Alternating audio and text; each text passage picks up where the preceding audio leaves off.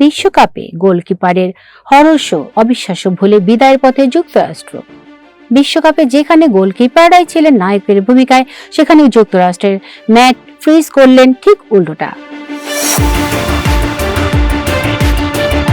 তার এক অবিশ্বাস্য ভুলেই ম্যাচের মোড় ঘুরে যায় বেলজিয়ামের দিকে।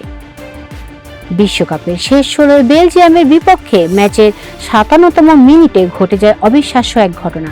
যুক্তরাষ্ট্রের গোলকিপার ম্যাট ফ্রিজ পোস্ট ছেড়ে বেরিয়ে এসে প্রথমে বিপদ সামাল দিলেও বল ক্লিয়ার করতে গিয়ে করেন মারাত্মক ভুল। সহজেই বল দূরে পাঠানোর সুযোগ থাকলেও দেরি করে ফেলেন ফ্রিজ।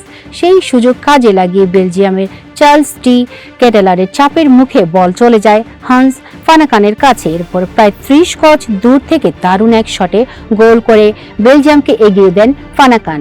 ইংল্যান্ডের সাবেক ডিফেন্ডার ম্যাট আপসন এই ভুলকে আখ্যা দিয়েছেন হরস্য বলে।